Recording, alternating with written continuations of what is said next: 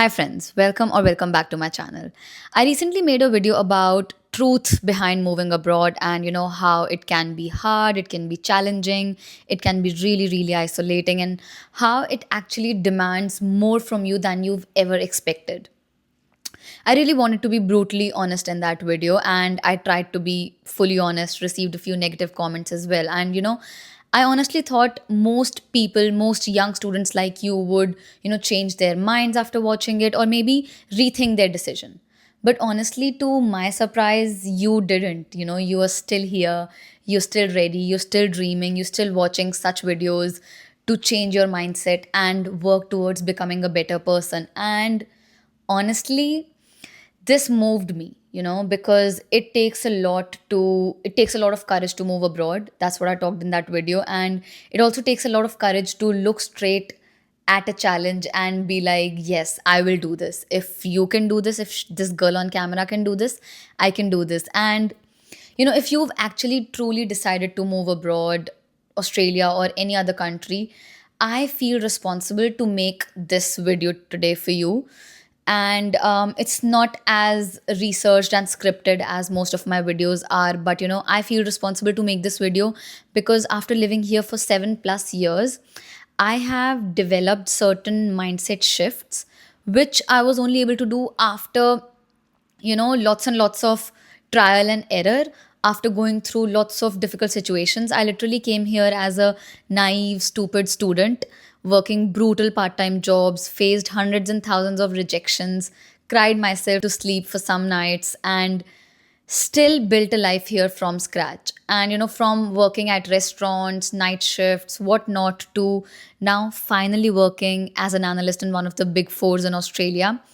Everything I try to share on this channel is from my lived experience and is nothing theory. And that's why I feel compelled to make this mindset shift video, because I really want to tell you that what are some of the mindsets that you can start cultivating from now on that will actually set you up for success.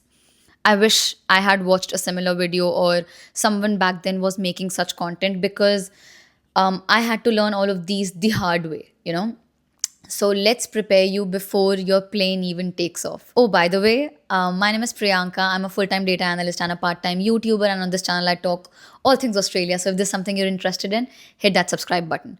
Coming to mindset shift number one, no one is coming to spoon feed you. See, you have to understand that the first truth is this, that most of the agents that you go to, IDP or any other educational consultant, they're not really giving you career guidance. They are just doing a business transaction.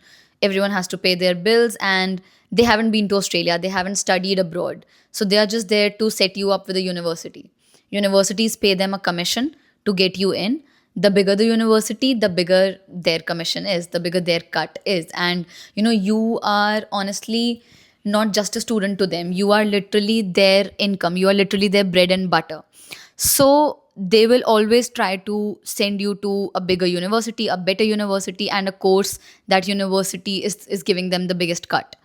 And to be honest with you, I have been approached by such companies already.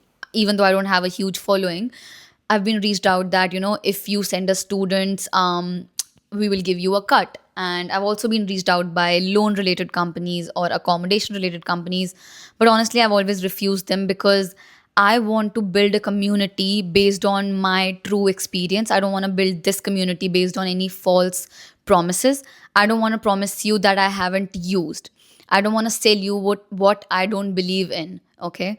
So this is what I want to tell you. There'll be times you'll hear me say on the comments, that I don't know if this course will get you a PR. I don't know if this course is in demand or not, because I can only tell you what I have researched, what I do research for you. If you book a one on one call with me, I will research for you. But on this channel, I try to give a very general advice, and this advice is usually not one size fits all. You have different interests, different passions, and that's why when I come here, I try to research everything myself. I look into, when I was trying to come here, I literally looked into everything myself, whether business analytics is in demand or not, until how long is a business analyst shortage going on in Australia. And until when is this expected to last, and what skills exactly do employers need?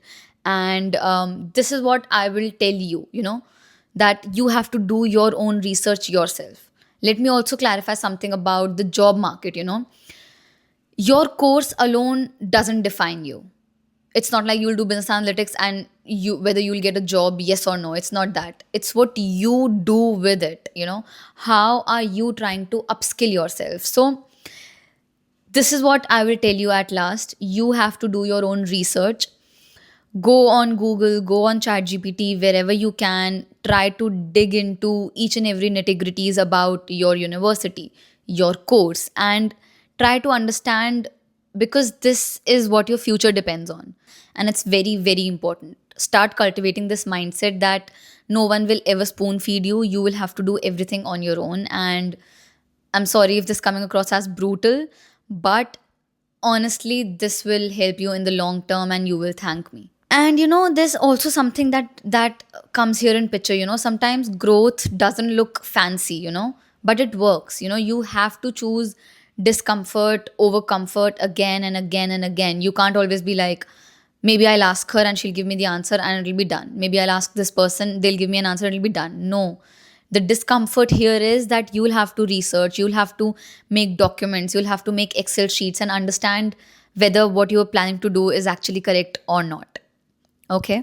And honestly, I can give you how to do things. My responsibility is to do research for you. Okay. That I will do.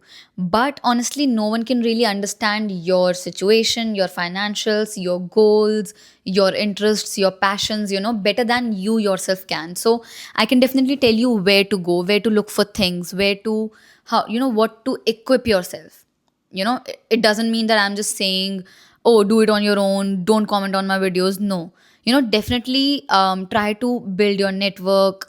Ask questions that you think I can really help with. What I can do is I can show you where to look for things. I can share tools with you. I can tell you which websites to go to. I can tell you, I can even give you, Google Doc or Excel sheets on how to approach your research, so that you don't waste time Googling the wrong stuff. But you will definitely have to do all of these things on your own. Okay. And definitely ask me where to look for. I can even give you a full research toolkit.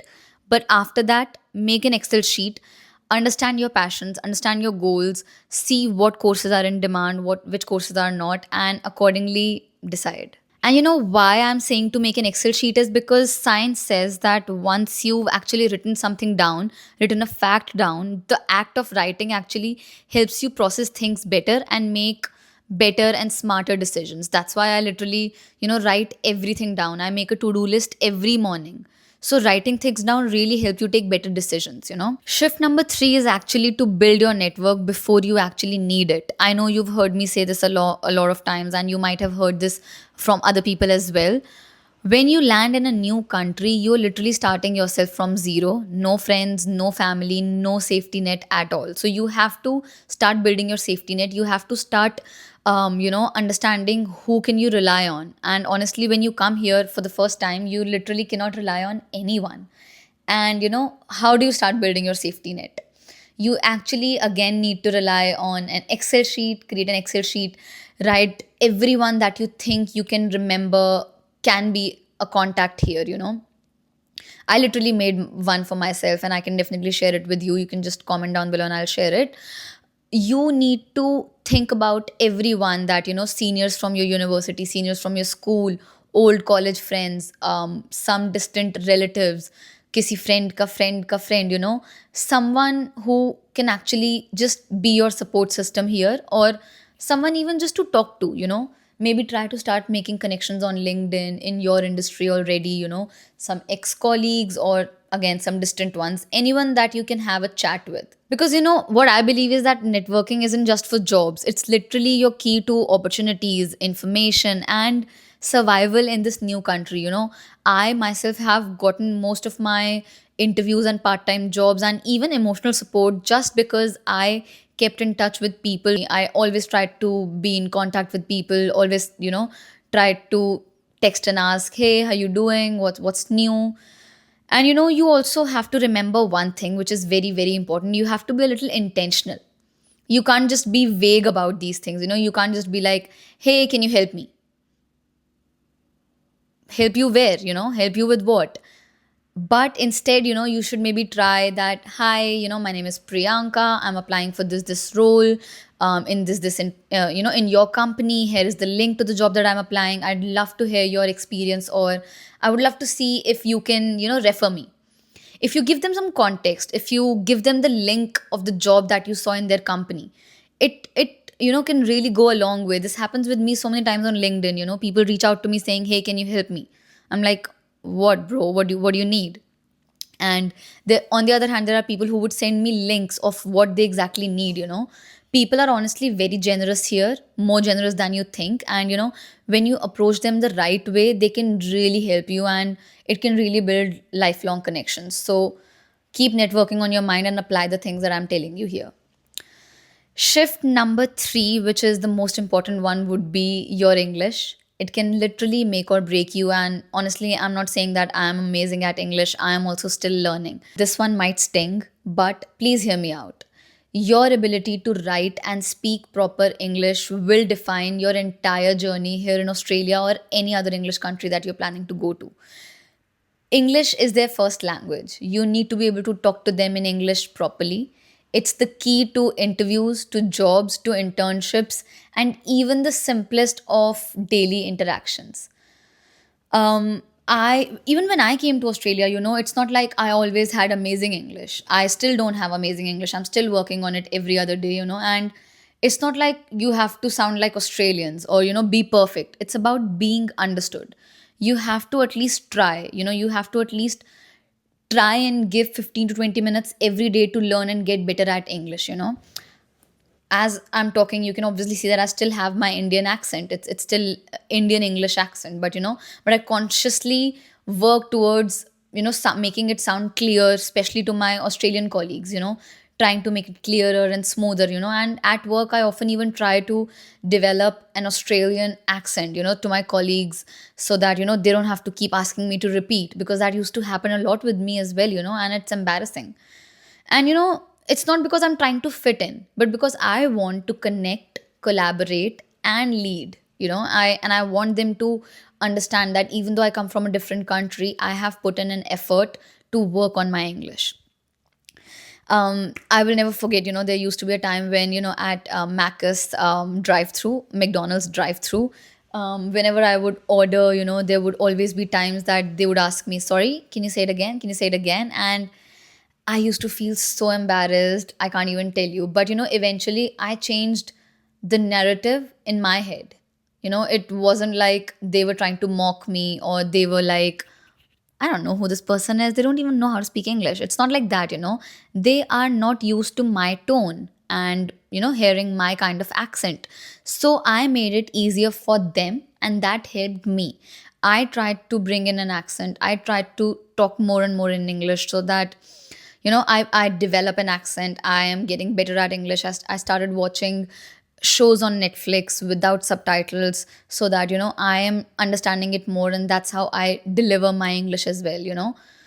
So I say this with full confidence that if there's one thing that you can work, one skill that you can work on your English, because that will take you really far. Start listening to Australian podcasts to train your ears. Record yourself to fix pronunciation. Recording yourself and listening to yourself really helps as well. And also, if you really want to thrive here in Australia, start now. The earlier, the better. Start working on your English. Cool. So, just a quick summary: you need to research on your own. There's no one coming to spoon feed you. Do your own thing on your own. Take your own decisions. Own it up. Number 2 was, we talked about building a strong network from the very first month of thinking about coming to Australia, starting to build your network in an Excel sheet. And the number 3 was English skills. Honestly, English skills should be at the top, because you really need to have the best of the best communication skills if you're planning to go to an English speaking country. Coming to the next point is, time is money. You need to start investing in buying back clarity and This can apply to almost all the above points that I've talked about. The world is moving at a very fast pace, and you need to make sure that you stay ahead. You need to learn from people's mistakes, and that can only happen in if you spend a little bit of money to buy back time and clarity. See, and this can apply to all the points that I have literally talked about abhi tak in the video. You need to invest in your English, and you can start by learning on free resources that are available on YouTube. Obviously, you can do that, but after a point, you might feel like, okay, I need to learn from someone experienced. I need to learn from someone who really knows how it's actually done. So then you might invest in a small English course. You might buy it, and honestly, the kind of investment that you feel when you've bought something, you will never feel that in a free resource.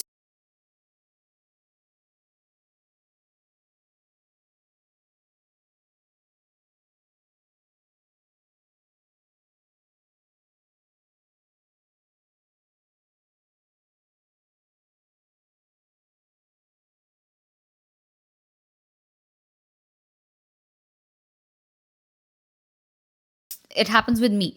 I was trying to build my YouTube channel. I was always, watching videos about how to build your YouTube channel, how to do this, how to do that. And I was learning and I started it, but it wasn't until I actually bought Ali Abdal's part time YouTuber Academy course, I fully invested inside it, because it was literally $1,000 course, I think $1,200 course. And I felt like, okay, Priyanka, now you've made a huge investment. You really need to get up and running with this channel. And that's what I did. I went all in. I've been trying to um, think of content ideas, how I can provide you more and more value. But what I did there was I bought a course from Ali Abdal, who has been a YouTuber for the past 7 or 10 years, and he has collected everything in his experience in that course.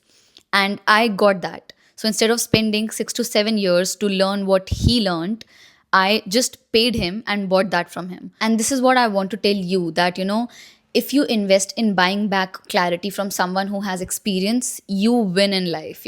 And that's where I want to talk about these one on one calls that I take. When I started getting 20 to 30 messages a day asking for advice, I always try to reply my best to everyone. And I tried to reply my best to everyone on LinkedIn, on YouTube comments. But between managing a full time job, editing videos, learning editing, learning how to make YouTube videos, researching for these videos, cooking, cleaning, and generally living life, I just couldn't keep up.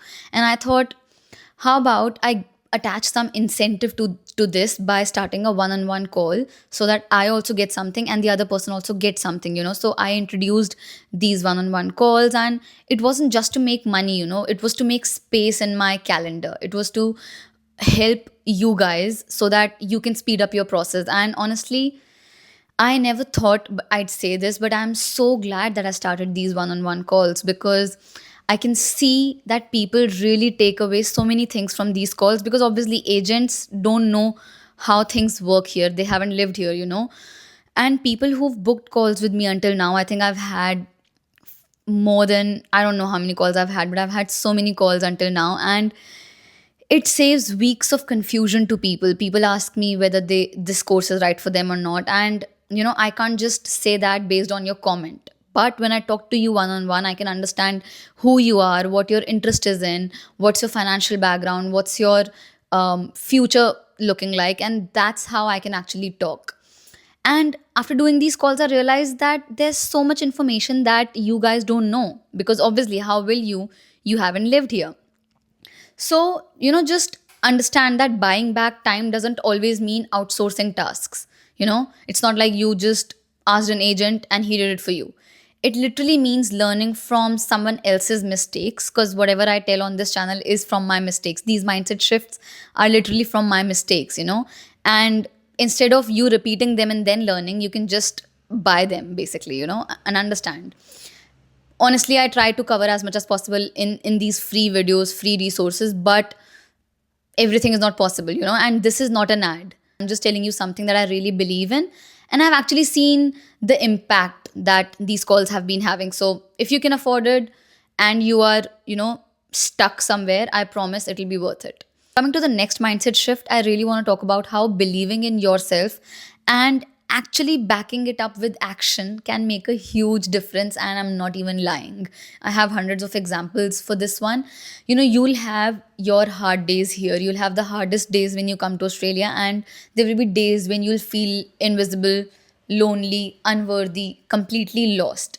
And I'll give you an example here. There was a moment when I was working in an Italian restaurant for almost 2.5 years, and I had this small argument with the owner of the restaurant. I don't know where it came from, but it shattered me. I literally decided that I will quit the restaurant. I cried so bad. I walked out crying, and I felt like I had no safety net. I was working there for 2.5 years, and suddenly that was gone. But I didn't sulk for too long. I knew that I had to do something. And what I did was, for 2 to 3 days straight, I applied jobs.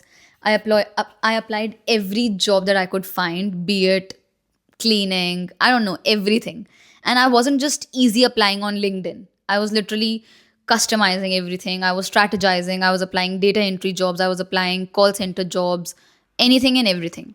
And I got two job offers. I got one from Amazon distribution center, which was the night shift, and I got from a call center, which was such a good company in Australia. So I just proved myself. I believed in myself, and then I proved myself that if I need something, I will get it. And the restaurant owner also then called me and apologized, and I started working at the call center in the mornings and restaurant in the evenings, because I was that kind of a workhorse. And that mindset of I'll figure it out literally made me. And now, at my full-time job as an analyst, my whole team knows that I'm the one who can actually handle any pressure. They literally come to me. I'm the go-to person when things get hard. And that confidence of handling anything in life didn't just come that confidence didn't just come out of anywhere, or it wasn't built overnight. I had to work on it over and over again. So this mindset that I'll figure it out, it will carry you through everything here. I can guarantee you that. So believe in yourself, and definitely make sure that you back it up by action. And the more you do it, the more you fail, the more you realize how to do it. So all the best, and just keep believing in yourself. Now, after all of these mindset shifts, I just have few more mindset shifts for you that are actually backed by science, and they actually made such a huge difference in my life. So I'll just quickly cover them up and won't take more time from you. But if you're still watching, hit that subscribe button and like the video if you've learned anything from it until now. Now, so far, I've actually talked about my experiences, but I also want to bring you what science says, because there are certain science backed mindset shifts that you really need to apply, and, they're actually proven to work. And I want to talk about certain psychology backed frameworks that actually helped me and can definitely help you. And I will try to explain you all of these by certain examples that I faced here in Australia. So, number one is having a growth mindset. Okay. I remember when I had to go for that night shift, I had to, buy a car and start driving in Australia. Until 2 years, I was just using public transport, and I was terrified of driving in Australia because, I always had driven in India. But it was a new country, new road, different cars, and I was really terrified. But, I decided to, I told myself I can do it. I went ahead, bought a car, drove locally, practiced it, and started driving at my job to those night shifts. And, I was definitely scared, but having that growth mindset that no, I can learn it really helped me. Number two was delayed gratification. I was always someone who was, thinking about instant gratification. I want this, I want that, I'll buy this, why not? I'll buy that, why not? And I learned after a year that no, Priyanka, you need to really learn to have delayed gratification. That's when I started, cutting back on my spending, started saving money, and that's how I was able to repay my loan. So think about delayed gratification. Don't try to get everything instantly, The same thing is with my YouTube channel. I feel that I, in the starting, was constantly thinking, I'm not getting views, I'm not getting subscribers. But I realized that, it's a delayed gratification. And now we are a family of more than 6,000 subscribers. And I honestly am so grateful to each and every one of you. So, delayed gratification really helps. Number three is actually self regulated learning. I now plan my week every Sunday, review progress, reset my goals. And if I was a student and was doing this back then, it would have changed the whole trajectory of my story. So, this is what I will tell you, stay consistent with your weekly routines. Watch this video if you really want to fix your, weekly schedule, and make sure that you are doing a lot of self regulated learning. Same goes for English as well. The fourth one that I want to talk about is grit is more than talent. I applied for full time jobs for 2 years in Melbourne. I never got one. I took my time and moved to Canberra. And as soon as I came to Canberra, I got the job, I got my PR, and everything worked out for me. So I really want to tell you that always have that grit that things will work out if you're taking action towards them. Never think that things will never work out. They always do if you are trying to work towards them. Next mindset shift that I really want you to start adapting from now itself is neuroplasticity. Science shows that if you are someone who's constantly working on yourselves, building better habits, building better routines, trying to learn something new almost every other day, it can really rewire your brain. Building habits literally changed me. Going to the gym every other day, proving myself that okay, I am someone who can actually be regular, building a discipline, building a productivity routine, and using the independence in a good way. Your brain actually rewires with repetition, and you need to rewire your brain when you're coming abroad. And the last one that I want to talk about is eustress. Eustress is basically positive stress. I have realized that not all stress is bad. It actually pushed me to apply for jobs. I used to be stressed and then I used to apply jobs. I used to be stressed and I would speak up in meetings and grow. And when you're stressed, if you can actually use it in a positive way, it can actually literally make or break you. So I hope these were some quick mindset shifts that I gave you, which were science backed, and you can try and apply them in your daily life.